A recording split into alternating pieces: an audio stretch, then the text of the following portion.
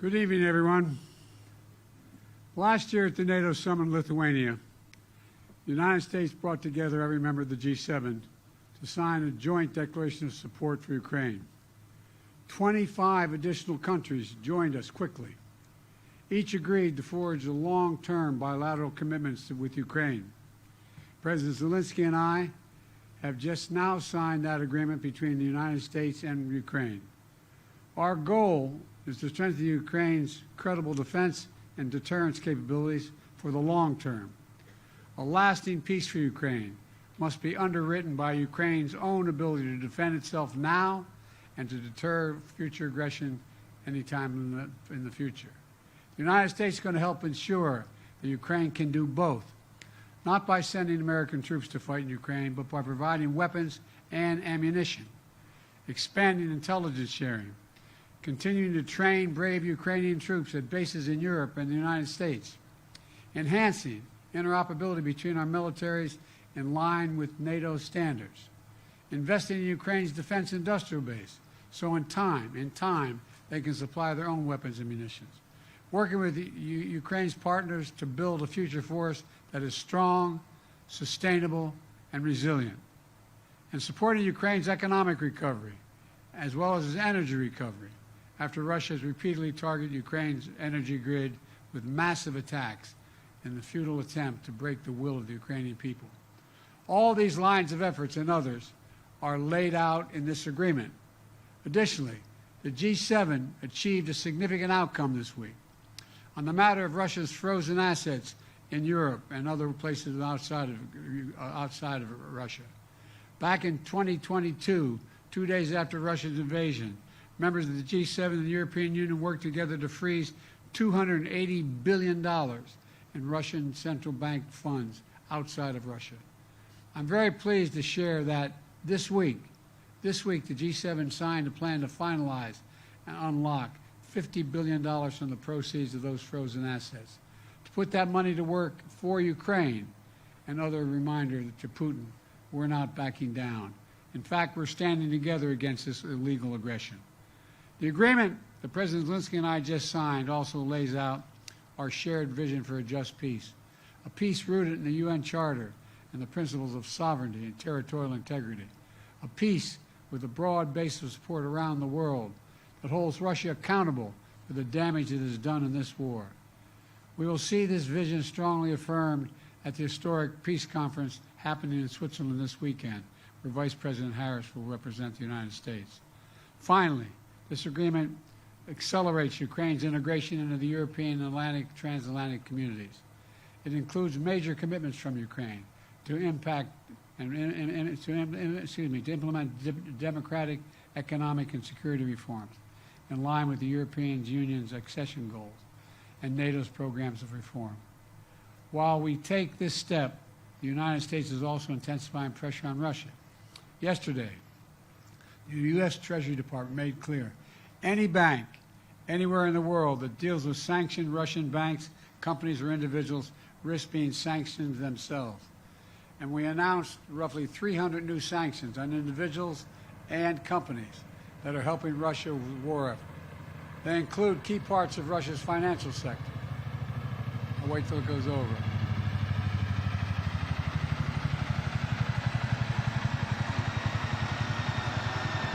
As well as individual and entities that supply Russia with items critical to its defense production, like microelectronics, machine tools, and industrial materials.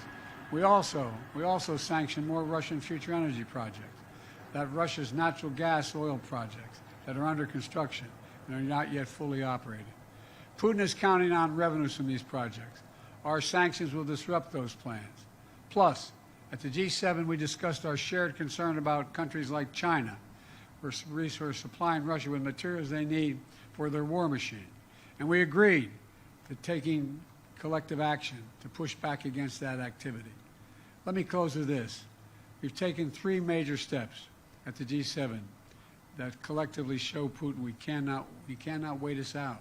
He cannot divide us. And we'll be with Ukraine until they prevail in this war. First is the bilateral security agreement just signed.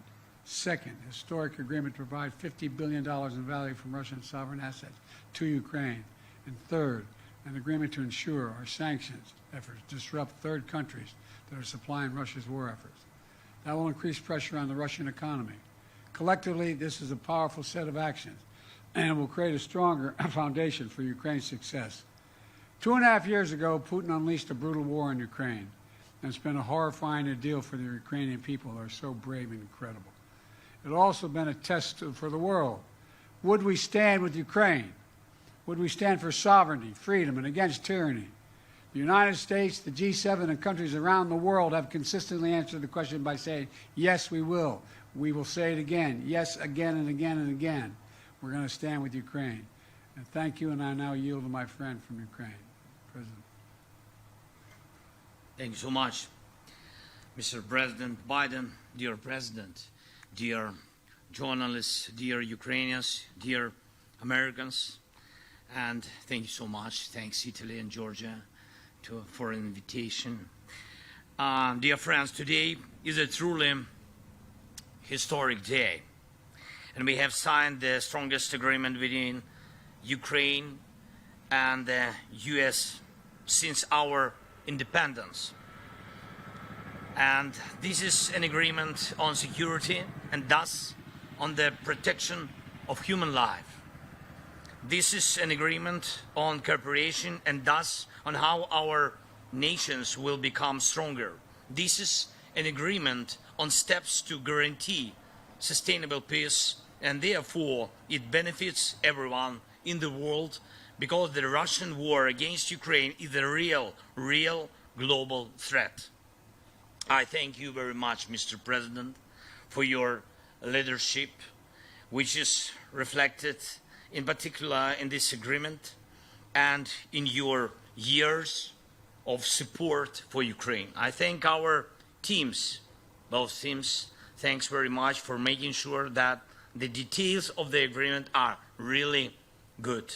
And of course, I want to thank every Ukrainian soldier, all our people whose courage made this level of alliance between Ukraine and the United States possible. And I am proud of our people and what Ukraine can do, and I'm very grateful to all Americans, to everyone in America who strengthens American leadership.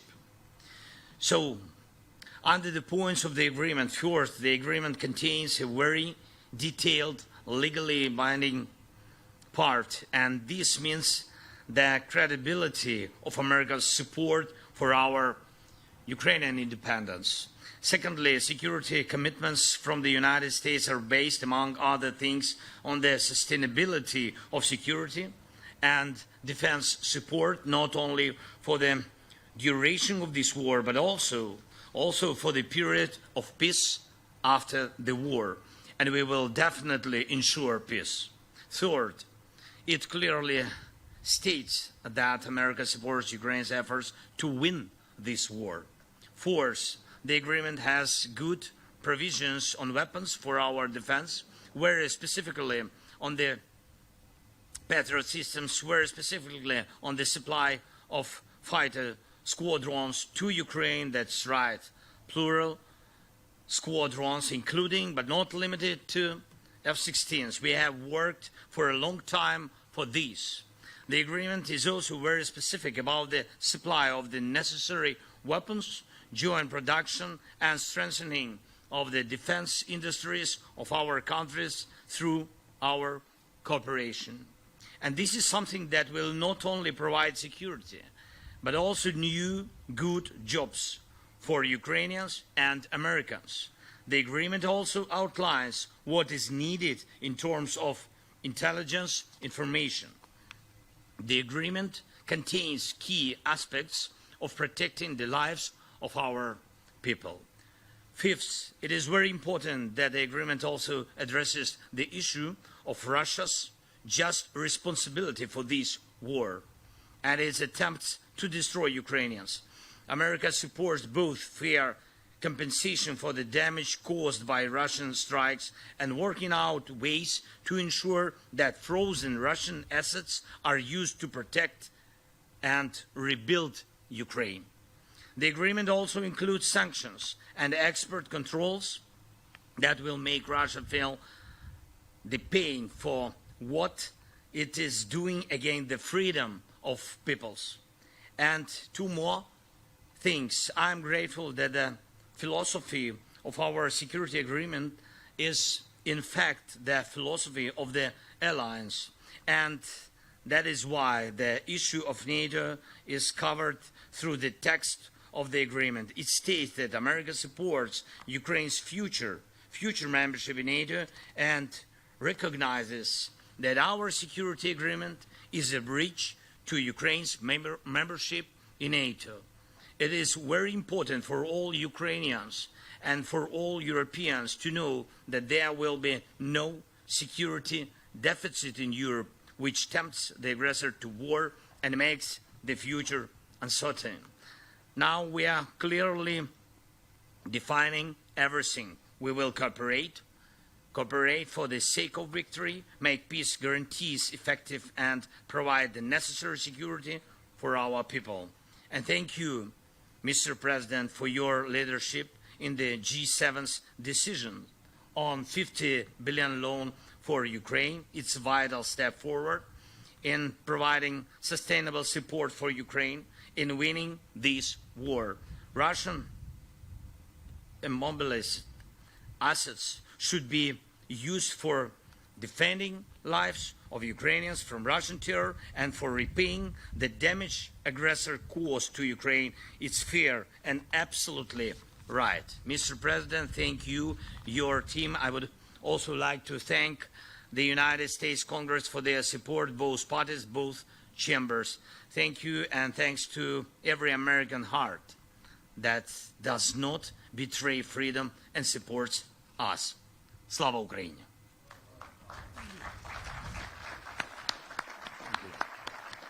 Now what we'll do is we're going to take two questions from American reporters and a question each from two American reporters and a question each from two Ukrainian reporters. The first person I'm to call on is Colleen Long of the Associated Press.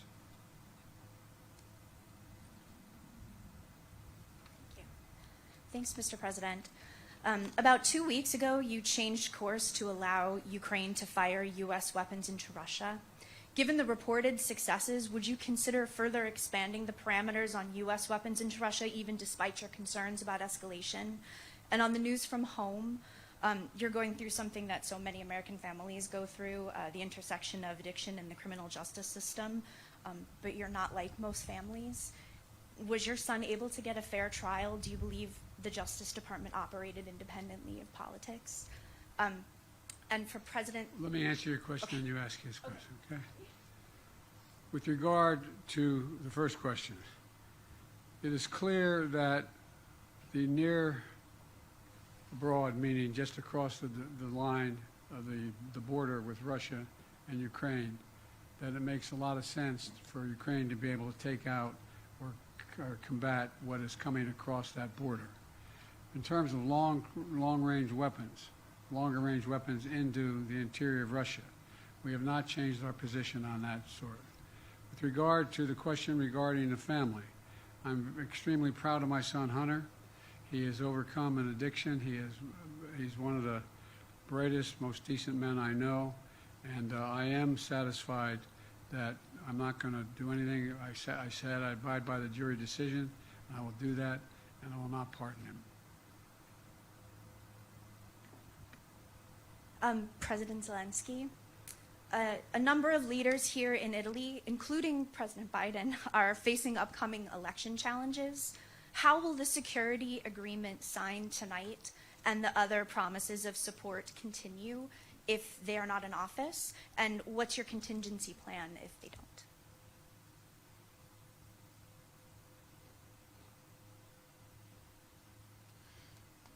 Дякую вам за запитання. If I can I answer in Ukrainian language? Yes, thank you so much. Передусім, я хочу подякувати народам всіх країн, безумовно, Сполученим Штатам, країнам Європи, інших континентів, які нас підтримували з самого початку абсолютно несправедливої війни Росії проти людей України. І саме так вони вбивали людей. Домівки, територія, все це дуже важливо, це частина життя, але перш за все люди, життя людей.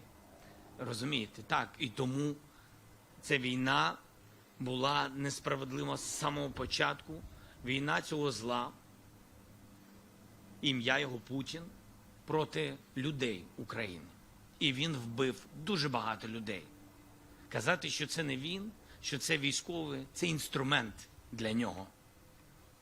Розумієте, він грає на цьому інструменті. І тому для нас дуже важливо було, що з самого початку нас підтримали люди, народи, тому що вони зрозуміли, що ми поділяємо спільні цінності, ми просто хочемо жити, і люди розуміли, вони уявили, що буде, якщо на них нападе таке зло. І тому нас люди підтримали. І я дякую і президенту Байдену, і іншим лідерам, які з самого початку вторгнення Путіна почали нас підтримувати. Вони базуючись на своїх цінностях. Вони базувались на голосі їх людей, їх народів. І без народу це неможливо. І я впевнений, цей народ обирає собі лідерів, обирає президентів. І мені здається, що кого б не обрав народи, передусім, мені здається, все залежить від єдності всередині тієї чи іншої держави. І якщо з нами буде народ, то будь-який лідер також буде з нами в цій боротьбі за свободу.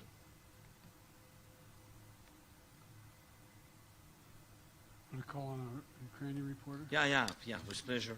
Thank you so much. Так, будь ласка, телеканал Інтер. Irina Ivanova, Inter TV channel Ukraine, and I have a question for both leaders. So today, during the G7 meeting, the discussion focused on developing Ukraine's air defense system based on the most advanced Western complexes and also on enhancing long-range capabilities. So my question is, can you provide any details on the initiative and about the readiness of our allies to take part in it? Thank you. I'd be happy to respond to that. We have acquired commitment from 5 countries so far for Patriot batteries and other air defense systems, as well as we've let it be known to those countries that are expecting from us air defense systems in the future, that they're going to have to wait.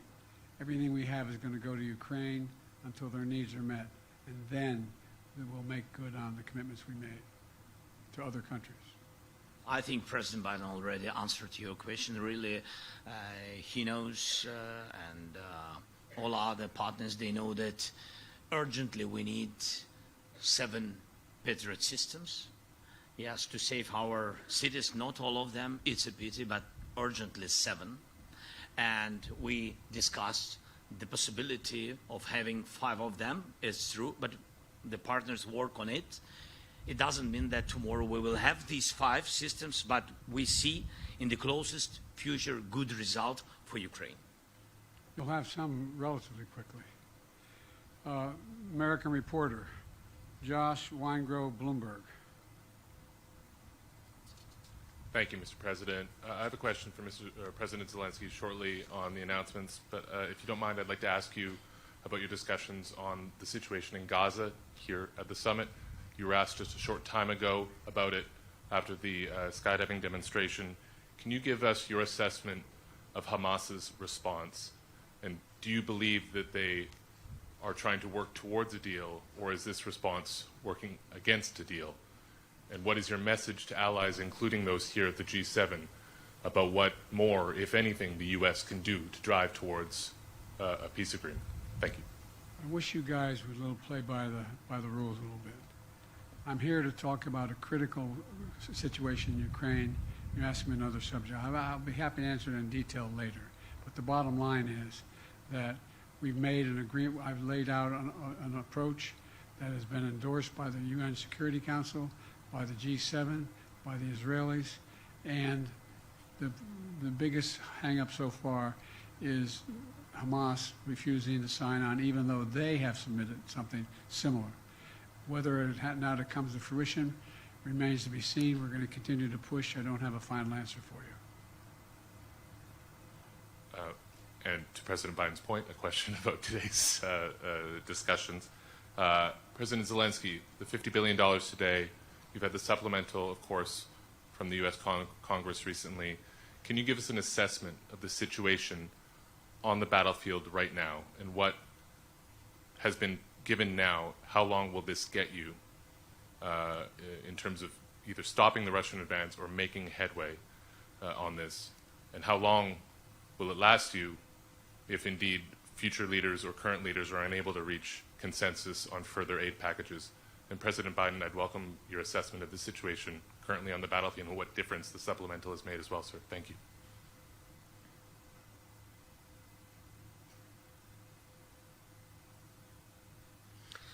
Дякую за ваше запитання. Ми дійсно очікували фундаментального пакету підтримки в Конгресі Сполучених Штатів Америки. І ми дійсно, це була велика пауза для наших воїнів передусім. Але важливо, і ми вдячні, що наприкінці ми маємо цей пакет, і це точно посилить наших воїнів. Так, це дало можливість за цю паузу 6-8 місяців ворогу спробувати окупувати Харків. Але ця спроба була зупинена нашими воїнами. Була дана відсіч і, незважаючи ні на що, зірвали їх всі плани. Мені здається, що це найголовніше. Що дає цей пакет, який прийде? Цей пакет дає можливість укомплектувати ті резерви, тих хлопців, ті бригади, які готові, для того, щоб вони можливість дали ротаціям, щоб ті хлопці, які втомлені, які на полі бою, щоб могли вони відпочити, щоб могли бригади відновитись, щоб замість них вийшли інші бригади з технікою. Ось що дає цей пакет. І підняття морального духу, і підняття сили наших бригад. Мені здається, що це найголовніше. Наскільки це вистачить? Дивіться, ми без пакету тримались 8 місяців. І ніякого успіху у русських не було. І тому питання, наскільки вистачить, мені здається правильніше, наскільки вистачить єдності в світі, єдності в Сполучених Штатах разом з європейськими лідерами. Як будуть впливати ті чи інші вибори на цю єдність? Мені здається, на це потрібно дивитись саме так. Зберегти єдність, зберегти цілісність світу, цілісність демократичного світу. Тому що, якщо не витримає Україна, не витримає, я впевнений, демократія багатьох держав. By the way, the idea that we had to wait till we passed the legislation overall, even held up by a small majority of our Republican colleagues, was just terrible. And there's a lot more money coming beyond what's already come in the other tranches that are available now that we've passed the legislation. So they'll have what they need and get it there as quickly as we possibly can. Thank you so much, Mr. President. Telegraph, будь ласка. Telegraph, please. Good evening. My name is Yaroslav Zharin of Telegraph UA. Thank you for this opportunity. I have a long way from Kyiv and have enough time to prepare such long question. Firstly, to Joe Biden. Mr. President, the additional Ukraine Supplemental Appropriations Act that you signed mandated the submission of strategy war for the war in Ukraine within 45 days after its enactment. This deadline passed on June 8th, and now yet the international community has not seen this strategy. Has it been developed? And if the strategy is classified, what steps does your administration plan to take to hasten Ukraine victory in the war? It's my first question. The second will be to the President Zelensky. What was the last part of your question? Has it been developed, this strategy, and what steps does your administration plan to take to victory Ukraine in the war? The steps we're going to take to make sure that Ukraine has victory and that Russia does not prevail is continued support, what we just signed. We signed that, and a significant number of nations have signed it. We have convinced the G7, we've got support of the G7, and quite frankly, 48 other countries. We sat with the Prime Minister of Japan, South Korea. We have 50 nations who signed up beyond the NATO and the G7. And so we're going to stay as long as it takes. With regard to the plan, that is a plan in process now. We're discussing with our Ukrainian friends exactly what it would be. We have a lot of movement toward that. We know the outlines of it. We have not done the detail of it all. But we know what Ukraine is capable of doing when given the material to defend themselves, and that's exactly what they're doing now. І друге запитання до президента Зеленського, буде українською. Останнім часом ви зробили ряд досить різких заяв на адресу Китаю, і при цьому в пресі поширюються чутки про можливий початок поставок китайського озброєння до Російської Федерації. Окрім цього, Китай, ймовірно, просуває власний мирний план серед інших країн. Які мотиви у Пекіну зараз? Чи можливо, на вашу думку, переломити бачення Китаю і яка в цьому роль Сполучених Штатів? Ну і, мабуть, фінальне запитання. Чи є, на вашу думку, Китай спільником Росії у війні проти нашої нації? Дякую. Skilke. Too many questions. Okay, but yes, I understood that your trip was long.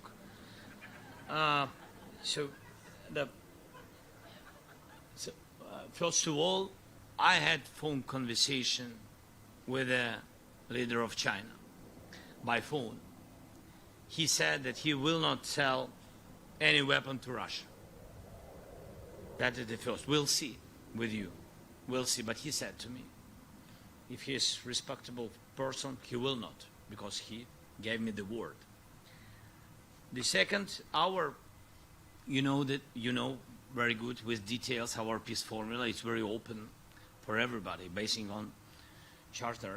Yes, UN, and you know that it bases on next principles: territorial integrity, sovereignty, nuclear security, food security. If China has alternative view on it, it can prepare alternative peace formula. If we share common views on it, like with globally with all the world, I think so. So if they share the same way to peace, we will find dialogue. By the way, China is not supplying weapons, but the ability to produce those weapons and the technology available to do it. So it is, in fact, helping Russia. Thank you all so very much. Appreciate it. This concludes our press conference. Thank you, everybody.